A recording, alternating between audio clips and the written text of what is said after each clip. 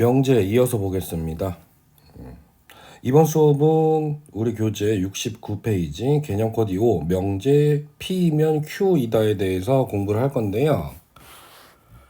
네, 조금 기호가 이상하게 나왔죠? P 화살표 Q 이렇게 되어 있는데 이거를 이제 읽으면 P이면 Q이다 라는 형식을 갖는 명제에 대해서 공부를 할 거예요.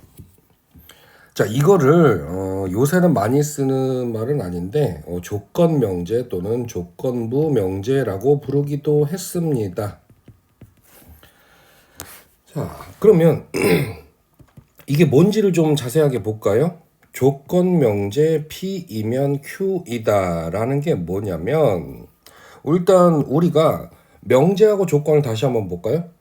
명제라고 하는 것은 그냥 그 문장 자체만으로, 식 자체만으로 참, 거짓을 확실하게 확인이 가능한 것들이었다라고 앞에서 배웠죠? 조건은 뭔가요? 조건은 미지수, 좀 구체적으로는 x에 따라서 참과 거짓이 달라지는 식이나 문장이라고 얘기를 했어요. 그러니까 조건 명제는 뭐냐면 먼저 얘기를 하면 이때 나오는 그런 P하고 Q는 뭐냐? P하고 Q는 조건이에요. 조건. 응? 선생님 방금 전에 이거 명제라고 했잖아요. 조건 명제라고 했지만 어쨌든 명제입니다. 그런데 조건 두 개를 이런 형식으로 연결을 하면 명제가 돼요. 희한하죠? 조건이란 건 분명히 이게 참거짓이 그때그때 달라지는 거라고 했는데, 그러니까 P만 따로 보면 얘는 참거짓을 확인할 수가 없어요. 그렇죠? Q만 따로 봐도 참거짓을 구분할 수가 없어요. X에 뭘 대입하느냐에 따라서 이게 달라진다고 했으니까. 그런데 P이면 Q이다 라고 하는 이런 문장의 형태로 조건 두 개를 연결하잖아요. 그러면 이게 맞는지 틀렸는지 확인이 가능한 명제로 바뀐다 이겁니다. 자, 박스에 있는 내용을 읽어볼까요?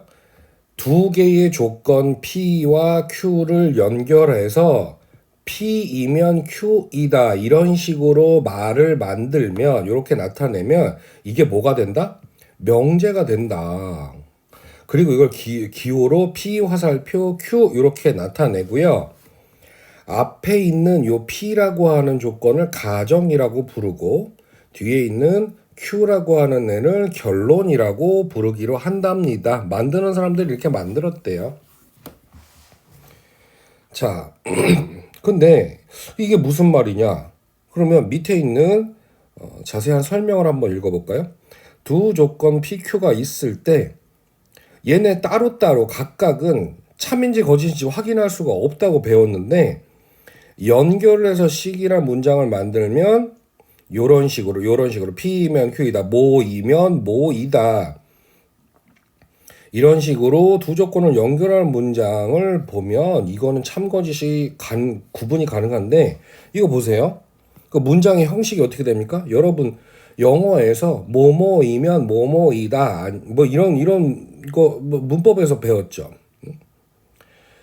이런 형태는 영어에서 흔히 보는 가정문의 형태인데 if 들어간 거죠. if 어쩌고 저쩌고 하면, 그러면 이 문장의 앞부분을 이렇게 해서 가정, 뒷부분을 결론이라고 부르는데, 이러면은 진리값을 판별할 수 있대요.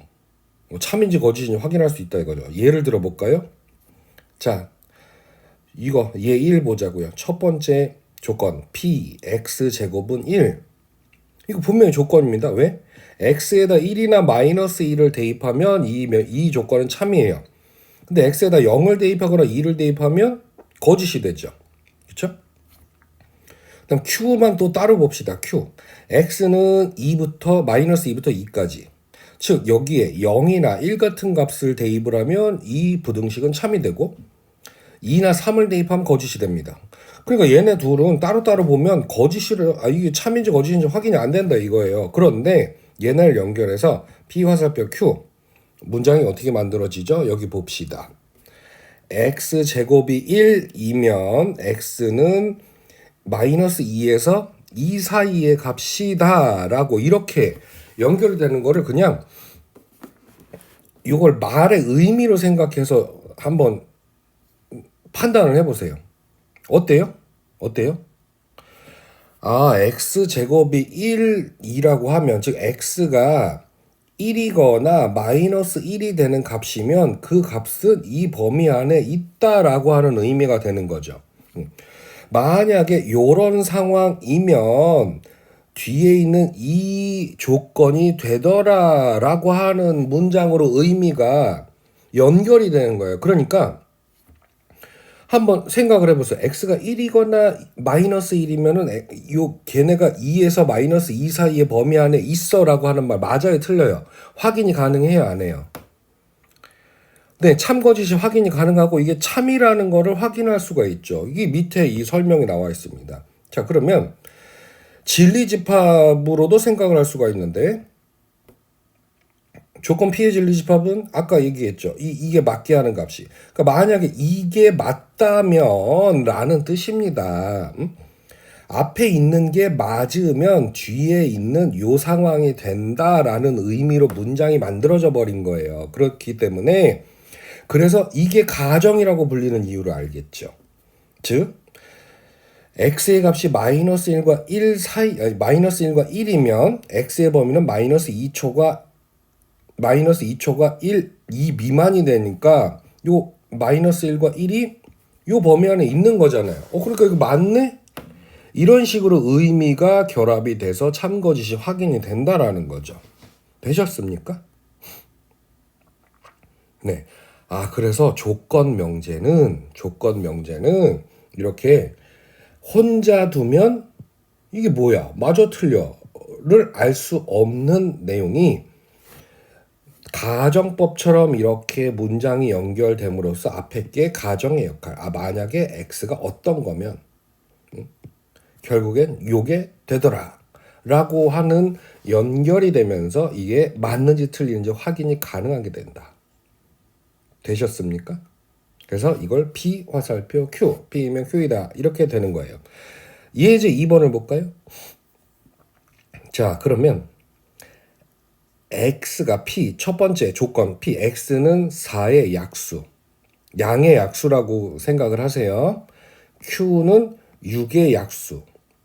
이렇게 되어 있을 때 이 두 문장을 P이면 Q이다로 연결하면 어떻게 됩니까? P이면 Q이다로 연결하면 x가 4의 약수면 걔는 6의 약수도 된다라는 의미죠. 이거 맞습니까? 틀렸죠. 왜? x가 4의 약수라는 건 1 아니면 2 아니면 4라는 얘기인데 그러면 이 숫자들이 다 6의 약수가 되냐 이거예요. 6의 약수는 1, 2, 3, 6밖에 없는데 4가 없잖아요. 그러니까 그럼 이게 4가 되면 이게 4가 6의 약수라는 얘기네? 라는 의미의 문장이 되는 거죠. 됐습니까? 그래서 이건 4하면 6의 약수가 아니잖아. 그럼 얘는 틀렸네. 이렇게 참거짓이 판단이 되는 겁니다. 됐죠? 일단 조건부 명제에 대해서 한번 정리를 해보고 끊었다 갈게요. 자, 조건부 명제는 조건 두 개를 이렇게 연결을 한 건데 연결하는 문법이 어떻게 된다? 영어의 가정법처럼 이렇게 연결을 한다. 앞에 거 뭐이면 뒤에 거 뭐이다. 이렇게 말을 두 개로 연결을 해서 만든 명제고 조건이 두 개가 붙는데 희한하게 이게 참거짓이 확인이 되는 이런 형태가 된다. 되셨죠?